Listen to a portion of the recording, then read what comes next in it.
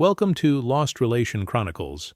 The night hummed with an electric kind of energy, the air thick with the scent of expensive cologne, aged whiskey, and the quiet undercurrent of ambition. It was the Titan Enterprise Gala, the event where careers were made, where reputations were solidified, and where I was about to step into a position I had bled for. Every handshake, every late night, every sacrifice had led to this moment, and Julie was right beside me. The picture of grace and fire in that midnight blue dress that clung to her like it had been spun just for her. She squeezed my arm as we stepped inside. "Let's go make history, Mr. Jackson," she whispered, her lips brushing my cheek. Inside, golden chandeliers spilled warm light across the grandeur of the room. Glass staircases reflected the glow like something out of a dream, and plush velvet seats framed the space with quiet luxury. I could already hear my name in murmurs, feel the weight of expectation pressing against my back. But tonight wasn't just about me. It was about us, about everything we had built together. I led Julie through the crowd, introducing her to board, members, partners, fund managers, the kind of people who decided futures over brandy and half-finished cigars. And as always, she charmed them effortlessly. "Ronald, you never told us your wife was this enchanting."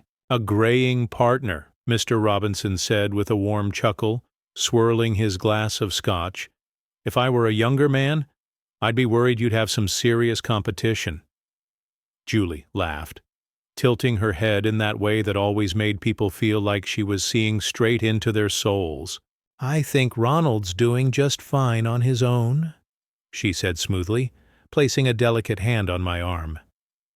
"You married well, Jackson," another board member added, nodding appreciatively. "Not just smart in the markets, I see." I smiled, my chest swelling, with pride, not just for myself, but for her. She had always been my anchor, my partner, the one who made every long night and grueling day worth it. And tonight she was dazzling. She moved through the room like she had swallowed stars. Everyone loved her, especially one man, Frank Martin, my direct superior, the youngest executive VP in the firm's history. Sharp suits, slick voice, the kind of arrogance that wears cologne. He was a man who carried himself like the world owed him admiration, and more often than not, it willingly paid up. I caught Julie staring at him once. Then again, it wasn't the kind of glance you give to someone impressive or powerful. No, this was something else. Something that made the blood behind my ears boil. Curiosity, intrigue, lust, maybe. I brushed it off. I had to. Maybe I was tired. Maybe I was imagining things. That's what I told myself as her laugh reached him, before it reached me. As her hand lingered on his shoulder longer than necessary during introductions, as his eyes followed her the way wolves follow wounded prey. Then came the dance floor. I was networking, talking with two senior partners when I noticed her chair was empty. My gaze swept the room. She wasn't at the bar, not on the balcony, not near the bathroom, but Frank was gone too. A quiet unease slithered into my gut, coiling tighter with every second. I excused myself, forcing a calm nod as I stepped away. Something inside my chest began to twist slow and suffocating. I wasn't angry. Not yet. I was confused, but dread was replacing oxygen. Then I heard it. Muffled laughter. Two voices. A soft moan. "No. No. Ronald, you're being paranoid." Except I wasn't. The hallway behind the wine cellar was usually locked. Staff access only. But that night the door stood slightly ajar. A sliver of dim flickering light breaking the shadows.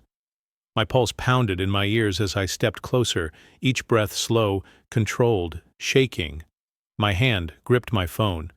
I opened the camera, hit record. My fingers trembled. I pushed the door, and the world split in half. Julie, her midnight blue dress hiked, her back against the shelf, Frank's hands running up her thighs like he owned them. Her lips were on his neck. It wasn't just physical. It was passionate, familiar, practiced. She gasped when she saw me, her expression cracking like shattered glass. "Ronald, this isn't—" I didn't speak. I didn't scream. I let the phone keep rolling, the silence louder than any words I could offer. Frank turned, his hand still gripping her thighs, his shirt slightly untucked, his smirk fading as he saw me. "Listen, man." My fist connected with his cheekbone before he could finish. The crack of impact echoed in the small space. He dropped like dead weight, clutching his face, blood already smearing his lip. I didn't give him time to recover. I grabbed him by the collar, yanking him up, dragging him out of the dim hallway and into the ballroom. Everything slowed. Music stopped. Conversations froze. The clink of glasses ceased midair as every pair of eyes locked onto us. The golden glow of the chandeliers seemed harsher now, almost surgical, illuminating the wreckage of the moment. I tossed him into the center of the room like a failed circus act, and he stumbled, still dazed. A murmur rippled through the crowd, confusion giving way to recognition.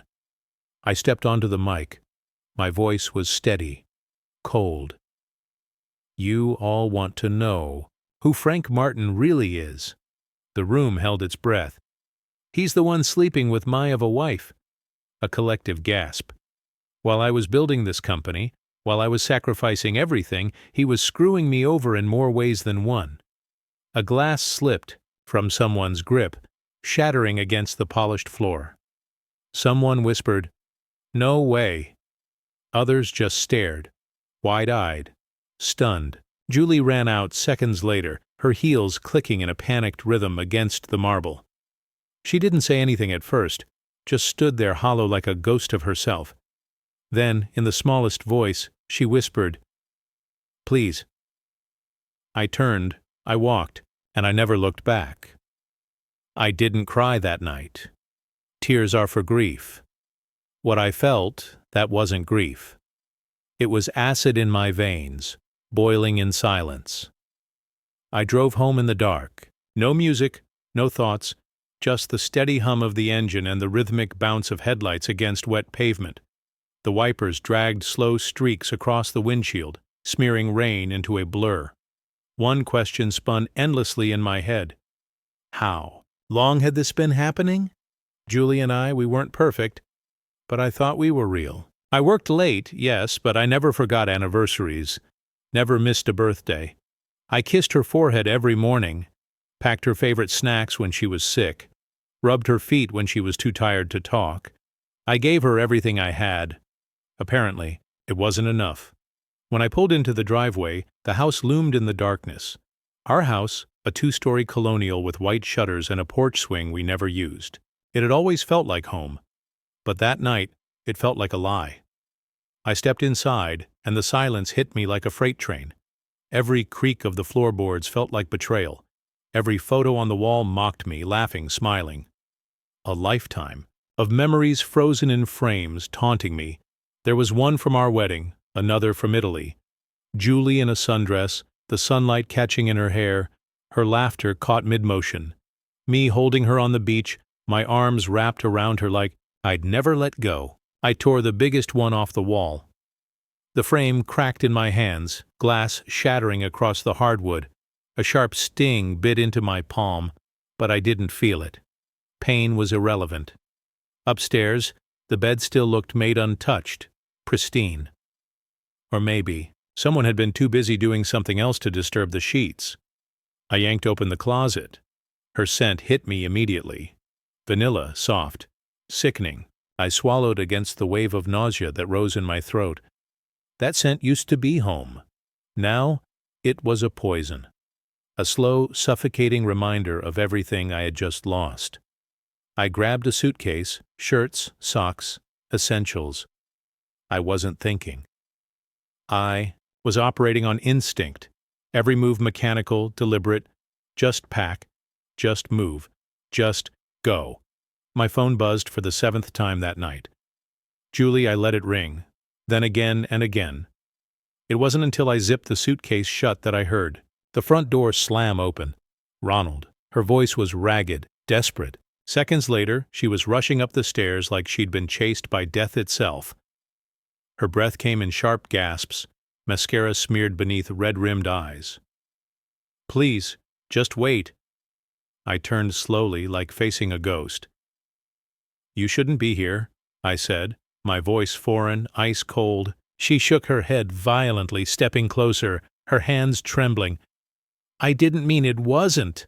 It wasn't like that. I laughed. Not because it was funny, because it was pathetic. You didn't mean to let him bury his hands up your dress. My voice was sharp, cutting, because from what I saw, Julie, you looked pretty into it. Her face crumbled. Words failed her. She reached for me. I stepped back. Don't you dare touch me. She collapsed onto the edge of the bed, her shoulders shaking.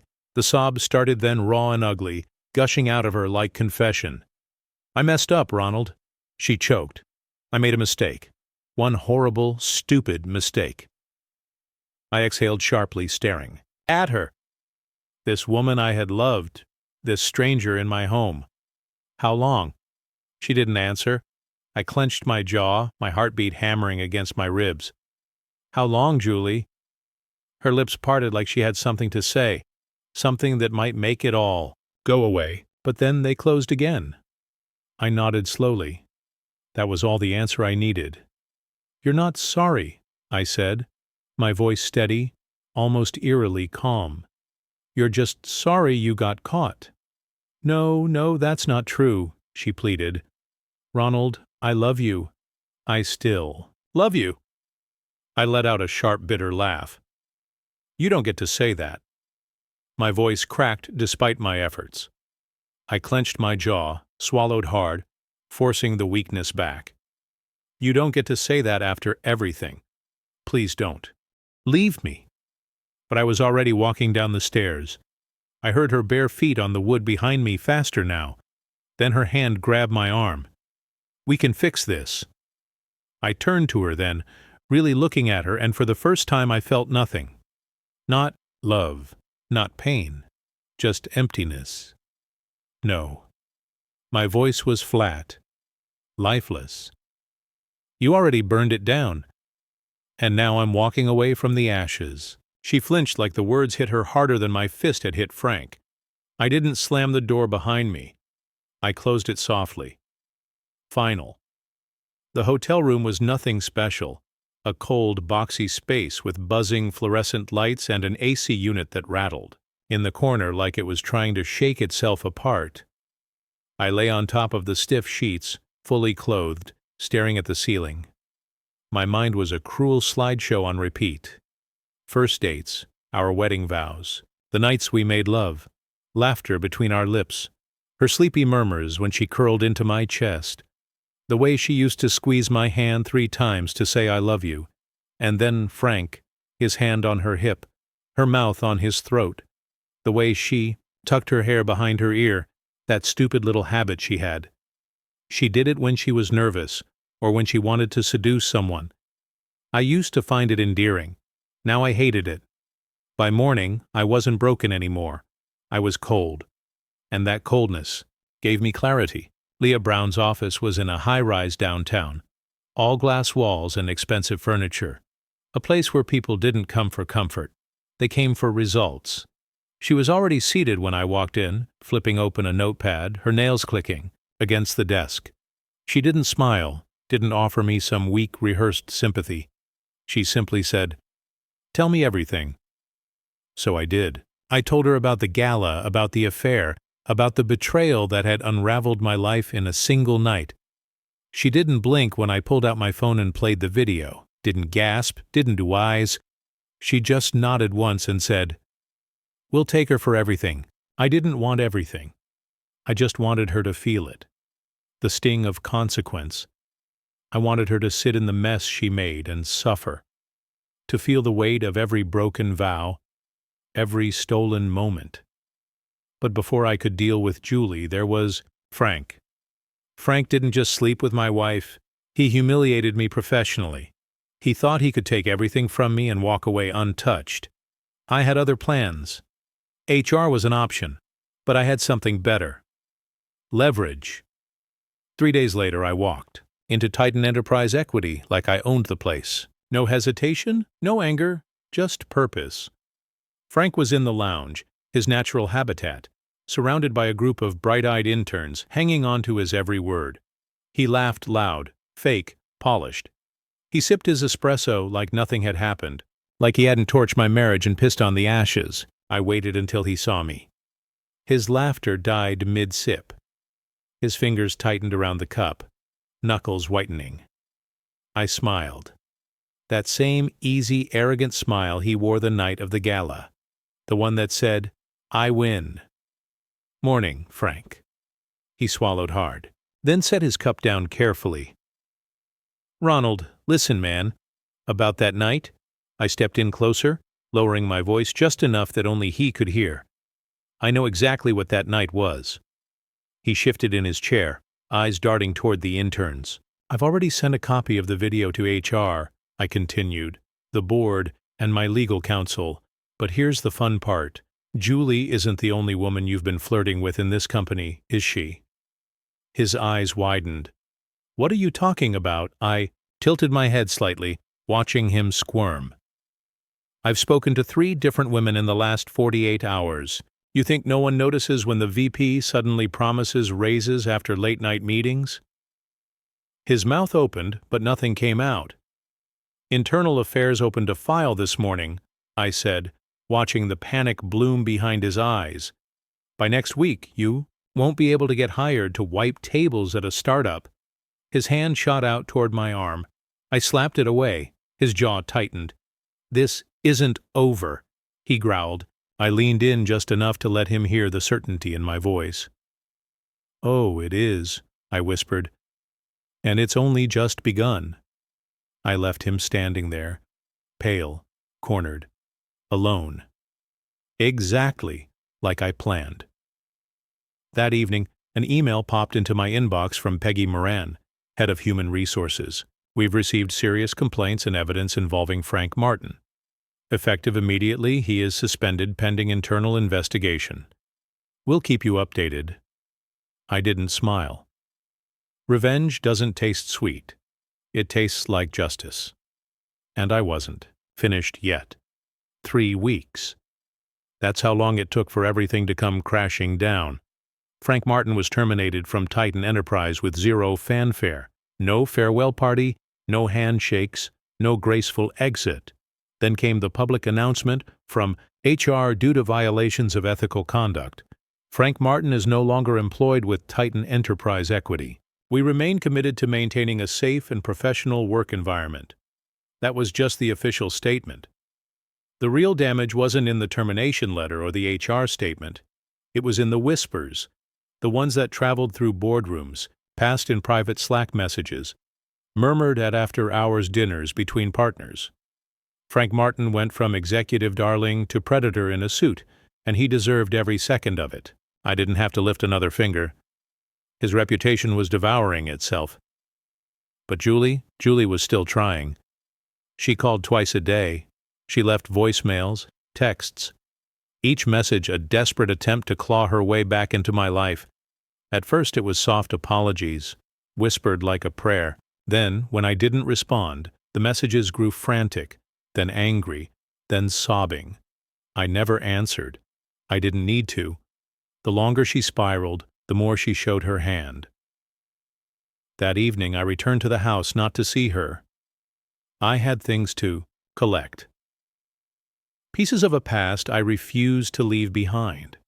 My childhood journals, a photo album I tucked away in my nightstand drawer, a signed watch my father had given me before he died. But when I pulled into the driveway, I saw it. A sleek silver coupe parked right out front like it belonged. I knew that car Frank's. For a moment I just sat there, fingers tightening around the steering wheel, watching it like a snake in my garden. I didn't feel rage. Rage was too clean. What I felt now was calculation. I stepped out, walked up the porch like I owned it, because I did. She was still legally my wife. That house was still half mine. I opened the door. Silence. No TV, no music, just the faint, unmistakable sound of skin against skin buried beneath, soft moans and the rhythmic creaking of a mattress. Upstairs I moved calmly, my steps measured as I climbed the staircase, walked straight down the hall, and pushed open the bedroom door. There they were. Julie, naked, sweat-slicked, laughing into his neck. Frank goes pale the second he saw me. He scrambled, nearly falling off the bed in his rush to move. I didn't stop him. Julie grabbed the blanket, clutching it around herself, as if she could somehow shield herself from the weight of this moment. Her breath came sharp, her eyes wild, darting between me and Frank. "Ronald, wait!" I raised a hand, cutting her off. "I'm not here to fight, so you guys can continue. I just needed the last piece." Her brows knitted together. "The last piece? Of what?" she hissed, venom creeping into her voice. I gave her a slow, deliberate smile of who you really are. For a second she blinked, confusion flickering across her face, but then I saw it. Fear. It was faint, but it was there. I left, without another word. This time I didn't need evidence. I had all I needed back in my apartment. The final phase of my plan had begun. Reclamation. I wasn't rebuilding. I wasn't salvaging scraps of a broken life. I was rising without her, without the weight of her betrayal dragging behind me like a rusted anchor. 6 months passed. In that time, Julie's messages stopped being emotional. The teary apologies, the begging, the desperate promises that she could change, they all dried up. Then came the manipulation. "You're being dramatic. One mistake, and you throw everything away. You'll never find someone who loves you like I did.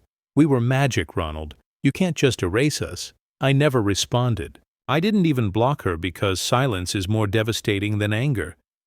Meanwhile, Titan Enterprise was circling the drain. Without Frank to smooth the board, internal scandals surfaced. Confidence collapsed. Clients withdrew. The company began to rot from the inside out. I watched from a distance, quiet, detached. Then one night at 11:48 p.m., a message came in from an unknown number. "Please, Ronald, I need to talk to you. I'm sorry. I'm so sorry." I didn't hesitate. Delete. But her regret wasn't the final chapter. Not even close. One morning, as I left my apartment, I noticed something. A letter. It had been slid beneath my door. No return address, no signature. Inside was a single photograph. Julie sitting on a bench, head in her hands, her face buried in her palms. Behind her, pinned to a cracked apartment wall, was an eviction notice. She had lost the house. I didn't laugh. I didn't smile. But somewhere deep inside, a quiet voice whispered, "Good." Weeks later, I found myself at a fundraiser for a youth financial literacy program. I had been invited to speak about financial recovery, how to rebuild after losing everything. The irony wasn't lost on me. After the speech, I stood near the bar, sipping water, lost in thought, when I felt a presence behind me, a shadow from the past. Ronald. I turned and there she was, Julie, but not the Julie I knew. Her makeup was thinner, but not by choice. Her eyes were sunken. Her coat was nice, but the seams were fraying. Her nails were unpainted, raw. Her hair was pulled back into a rushed bun. Still beautiful, but hollow. "What are you doing here?" I asked flatly. Julie shifted on her feet, hesitant. "My friend. She works in the kitchen staff. I helped her prep. I didn't know you'd be speaking." She paused as if weighing something, then softened. "You look good." I didn't respond. She took a step closer. I could see her taking me, in the way people do when they're searching for remnants of the past. "I heard about your promotion. You're a big deal now, right?" She attempted to smile. I shrugged for a while. She exhaled, shifting her weight. "I was happy for you," she whispered. "No, you weren't," I said, my tone even. "You were waiting for it to fall apart so you could feel less guilty." She flinched like I had slapped her. A beat of silence. Then she swallowed, voice quieter. "I know what I did was unforgivable," she murmured. "But I meant it, Ronald. When I said I loved you, even if I ruined it, you didn't ruin it," I replied. She blinked, confused. "I buried it." Her mouth quivered. I want to see you. I miss you." She reached into her pocket, pulled out something folded neatly. My name was written on it in familiar cursive. "I wrote this the day after you left," she admitted. "I never sent it. I wasn't ready to say it out loud, but you should have it. I took it, not because I needed it, because closure wears many disguises." As she turned to leave, I spoke her name once more. "Julie." She stopped. "Next time you want to love someone," I said, my voice calm but edged with finality, "learn what loyalty means first." She didn't turn around, didn't speak. She just left. That night, I didn't open the letter. I didn't need to, because some stories don't need endings, just exits. 2 years later, that's how long it took to completely disappear from the man I used to be. Not forget.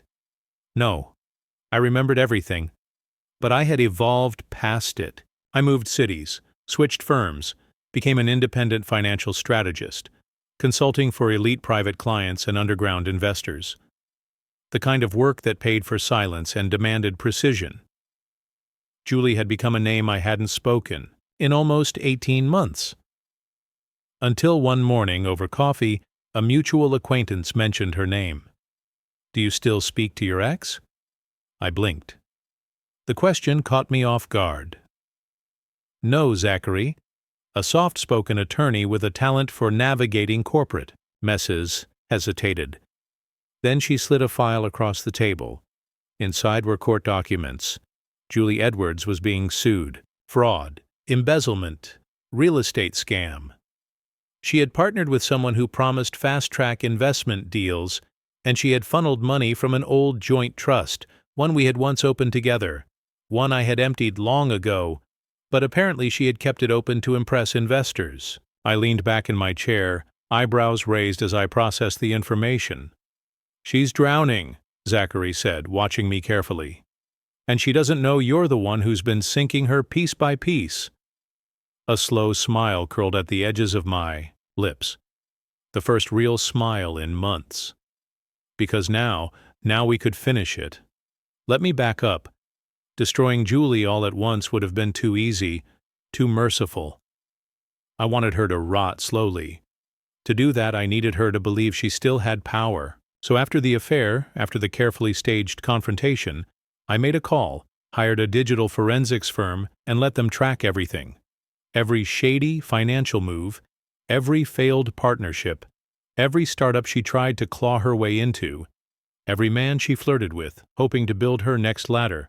And when she made the critical mistake of using my name, even as a silent co-signer on paperwork, I started pulling strings, freezing accounts, exposing deals, leaking her half-written proposals to competitors before she could seal them. She never saw it coming. To her it was just bad luck, a market crash, bad timing, but it was me every time, quiet, patient, cold. Then one night, my phone buzzed again. "Zachary, she filed for bankruptcy this morning," she said. Her voice, matter of fact. I exhaled, staring out at the city skyline. Personal and professional, she's renting a basement unit in Glen Point. Alone, credit shot. No family left. For the first time, I almost felt pity. Almost. But then I remembered the laughter, the dress, the way she reached for Frank's belt like it was muscle memory. And I knew this wasn't vengeance. It was justice. 3 months later, the call came from my doorman. "There's a woman downstairs asking for you, sir. Says her name is Julie Jackson." For a moment, I said nothing. Then, let her up. Minutes later, she stepped into the penthouse lobby. Not the Julie I used to know. No heels, no makeup, jeans frayed at the knees, hair stringy, tucked into a knit cap. But her eyes, they were the same. Still manipulative. Still dangerous. "I need your help," she said, voice barely above a whisper. My smile was razor sharp. "I know," she blinked. "I know everything, Julie." I stepped closer, letting the weight of my words sink in. "Every shell company you funneled money into, every wire you tried to redirect, every signature you faked." Her lips parted, but no words came out. You're lucky I didn't press criminal charges, I added, my voice dangerously soft. She swallowed hard. But do you want to know why I didn't? She nodded, trembling. I leaned in slightly, lowering my voice. Because watching you fail on your own. I paused, letting the silence stretch, was more satisfying than any court sentence could ever be. Her knees buckled slightly as she sank into the velvet chair beside the wall, her head falling into her hands. Julie's voice cracked. I had nothing, she said, her fingers twisting together in her lap.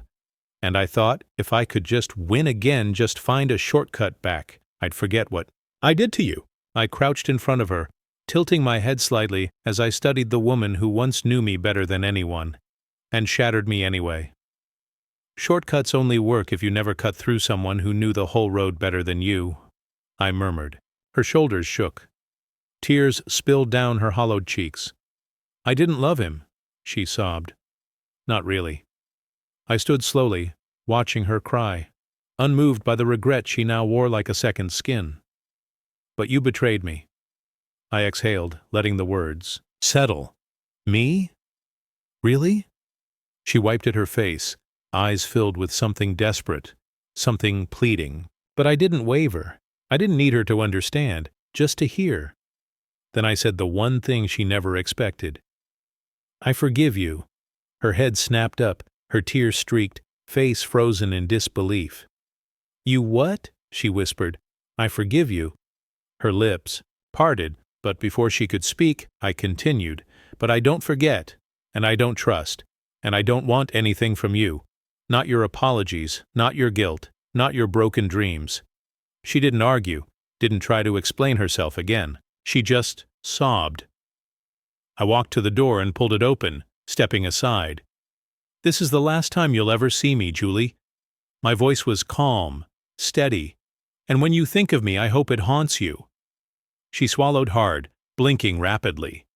Then, without another word, she stood and walked out. I never saw her again. It took me a long time to love again, but when it came, it was effortless, unforced, unexpected. Her name was Elle, a gentle, sarcastic soul with ink-stained fingers and a laugh that sounded like peace. She didn't pry. She didn't ask about my past, or demand explanations for the shadows I carried. She just let me be. And when I was finally ready, when I told her everything about Julie, about Frank, about the betrayal, and the slow, quiet revenge that followed, she didn't flinch. She didn't pity me. She just exhaled and said, That kind of pain doesn't make you cold. It makes you focused. And for the first time since the night of the gala, I felt warm. A year later, Elle and I moved in together. She taught writing at a local university. I took fewer clients, started speaking more, seminars, conferences, even TEDx talks.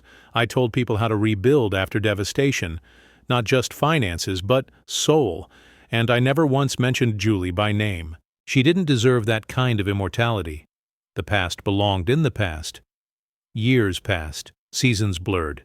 My life became something solid, something steady. Then one crisp autumn morning, while sitting in a small coffee shop, one Elle adored because they always had fresh scones. I flipped through a newspaper. Between sips of dark roast, a headline caught my eye.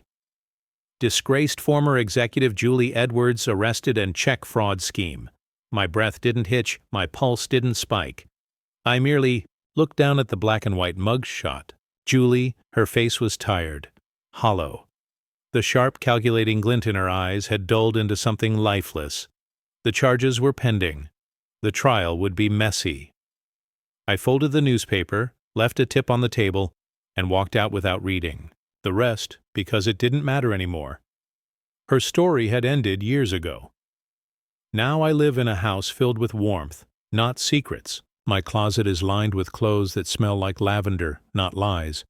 My dinners are cooked slowly with conversation and wine, not silence and tension, and every night Elle traces the scars on my skin, kisses them gently, not to erase them, but to remind me that I survived. Because revenge isn't always fire. Sometimes it's silence. Sometimes it's building a life so radiant, so peaceful, so untouchable that the people who tried to break you are forced to watch from the shadows of the life they chose. And me, I never once went back to that ballroom because I no longer needed proof of who I was. I look in the mirror every day and see the man who didn't just lose everything. He rebuilt it. Stronger, colder, but better. Dear listeners, please share your thoughts in the comments section below. And don't forget to like, share, and subscribe.